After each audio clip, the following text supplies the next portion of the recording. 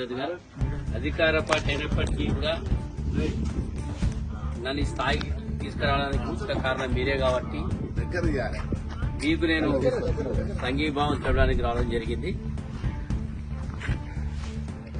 నిజంగా చెప్పాలంటే సరే ఏదైనా కుల్లం మాట్లాడతా, ఓపెన్ గా మాట్లాడతా, పార్టీల పక్క పెట్టి మాట్లాడతా.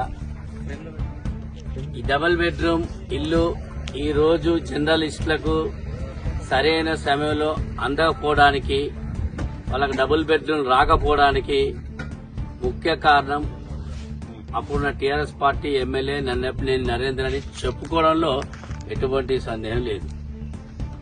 కేటీఆర్ గారు ఈ యొక్క ఇళ్ల స్థలాలు వచ్చినప్పుడు వారు ఇచ్చిన ప్రసంగంలో విలేకరులంటోళ్లకు నా భూతో నా భవిష్యత్తు అటువంటి ఇల్లు నిర్మాణం చేసి మీకు ఇస్తున్నానని చెప్పి వారు ప్రారంభోత్సవం చేసి వారు మాట ప్రకారం ఇవ్వాల్సిన ఇల్లు అన్ని రెడీ అయినప్పటికీ కొంతమంది ముఖ్య అనుచరులు స్థానిక ఎమ్మెల్యే అంచల్ ఆ రోజుల్లో కొంతమంది దగ్గర డబుల్ బెడ్రూమ్ ఇల్లు ఇస్తానమని చెప్పి డబ్బులు వసూలు చేసిండు. మరికొంతమంది నాయకుడు ఈ ఎమ్మెల్యే కూడా చాలా మందికి పార్టీ జాయిన్ అయిన వాళ్లకు నువ్వు పార్టీ జాయిన్ గా ఇక్కడ ఉన్న డబుల్ రూమ్ ఇల్లు ఇస్తాను అట్లా మోసం చేసిండు.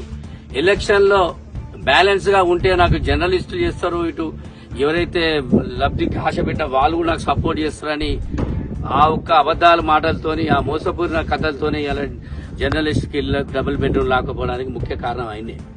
అయినప్పటికీ తూర్పు నియోజకవర్గంలో గత 40 సంవత్సరాల నుంచి ఏ నాయకుడు పాలించినా అంటే దొన్నపూర్ రమేష్ బాబు గారు ఉన్నప్పుడు ఎమ్మెల్యే గారు ఉన్నప్పుడు వరకు దాని తర్వాత నుంచి ఇప్పటి వరకు వచ్చిన నాయకులు ఎవరు కూడా తూర్పు అభివృద్ధిలో గాని తూర్పు జర్నలిస్టుల విషయంలో గాని ఏ విషయంలో కూడా వారు ఎటువంటి ఇంట్రెస్ట్ శ్రద్ధ చూపడం లేదని మాత్రం ఖచ్చితంగా చెప్పగలను. ఎప్పుడు గాని నిజం ఎప్పుడు నిజం ఉంటది.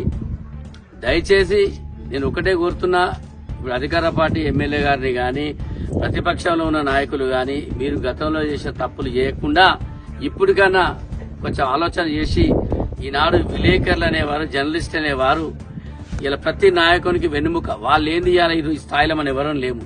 కానీ మనం అటువంటి వాళ్ళని మర్చిపోయినామంటే ఒక తండ్రి తల్లిని మర్చిపోయిన లెక్క.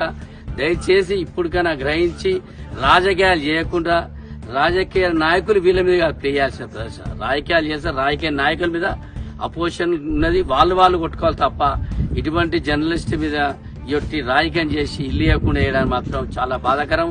ఇప్పుడు 2 సంవత్సరాలు నడుస్తుంది, ఇల్లు డోర్లు పోతున్నాయి, లోపల బాత్రూమ్లు పోతున్నాయి, లోపల చెదలు పడుతున్నాయి, సర్వస్వం ఆగమైపోతుంది. లాస్ట్ కి ఎటు కానీ పరిస్థితి అవుతుంది. కనుక దయచేసి నేను కలెక్టర్ గారిని రిక్వెస్ట్ చేసేది గతంలో ఏదైతే ఎవరికైతే ఇల్లు అని ప్రారంభించి శిలాఫలకాలు చేశారో వాళ్ళకే కేటాయించాలని నేను మనస్ఫూర్తిగా వారిని కోరుతున్నాను, డిమాండ్ చేస్తున్నాను.